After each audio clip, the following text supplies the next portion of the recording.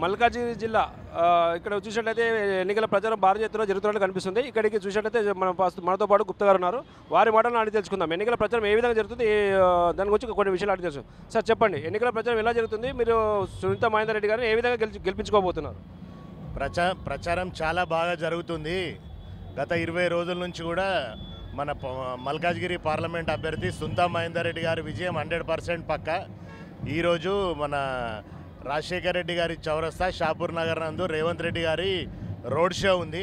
ఇక్కడికి తండోపతండాలుగా పబ్లిక్ చాలా కొన్ని వేల మంది వచ్చారు. ఎక్కడిదక్కడే ట్రాఫిక్ కూడా జామ్ అయిపోయింది.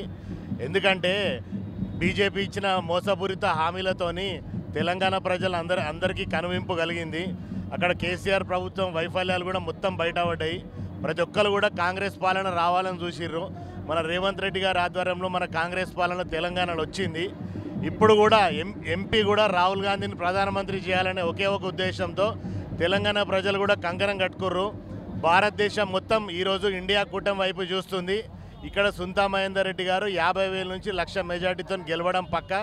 ఎలక్షన్ మాత్రం చాలా వన్ సైడ్ ఉన్నది. ప్రజల స్పందన చూస్తే మీకే అర్థమవుతుంది. చాలా బాగుంది. ఎలక్షన్ మాత్రం వన్ సైడ్ ఉంది.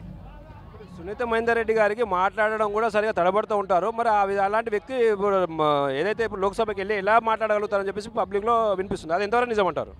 సునీత మహేందర్ రెడ్డి గారు 4 సార్లు ఉమ్మడి రంగారెడ్డి జిల్లాకు జడ్పీ చైర్పర్సన్గా చేసిరామె.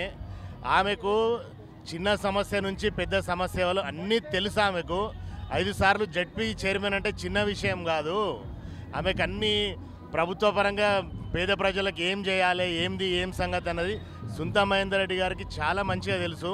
వాళ్ళ కుటుంబంకి ఒక చరిత్ర ఉంది. రంగారెడ్డి జిల్లాలో ఒక చరిత్ర ఉంది. సునీత మహేందర్ రెడ్డి గారి ఇంటికి ఏ పేద ప్రజలు పోయినా కూడా ప్రతి ఒక్కరు మంచి చేసుకొనే వస్తారు. వాళ్ళు మంచి చేసే నేచర్ కాబట్టి లోక్సభ అభ్యర్థి అన్నప్పుడు భారతదేశంలో ఎక్కడన్నా నిలబడవచ్చు. ఇక్కడ సీట్లో సర్దుబాటు భాగంగా మల్కాజ్గిరి పార్లమెంటు సునీత మహేందర్ రెడ్డి గారికి కేటాయించడం జరిగింది. సునీత మహేందర్ రెడ్డి గారు జడ్పీ చైర్పర్సన్ ఉన్నప్పుడు ఇక్కడ మా కుత్బుల్లాపూర్లో కూడా చాలా అభివృద్ధి కార్యక్రమాలకు వాళ్ళు కొన్ని కోట్ల రూపాయల నిధులు వెచ్చిచ్చిర్రు. ఏమనంటే లోకల్ అని చెప్పేసి సునీత మహేందర్ రెడ్డి గారి మీద అపవాదేస్తున్నారు. ఈటెల రాజేందర్ లోకలేనా? ఈటెల రాజేందర్ లోకల్ కాదు కదా. ఆయన అక్కడ కరీంనగర్ నుంచి వచ్చి ఇక్కడ నిలబడంగలేంది. మా పక్క కాన్స్టిట్యున్సీ సునీత మహేందర్ రెడ్డి వచ్చి ఇక్కడ నిలబడితే తప్పేమున్నది? ఏం తప్పలేదు. ఈటెల రాజేందర్ గారు అక్కడ చెల్లని రూపాయి ఇక్కడ చెల్లదు.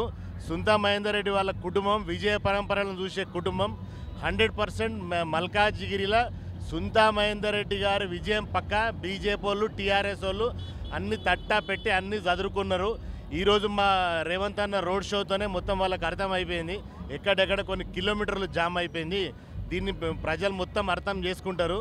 అర్థం చేసుకుని సునీత మహేందర్ రెడ్డి గారిని అంగరంగ వైభవంగా పార్లమెంటుకు పంపించే బాధ్యత మా అందరి పైన ఉన్నది.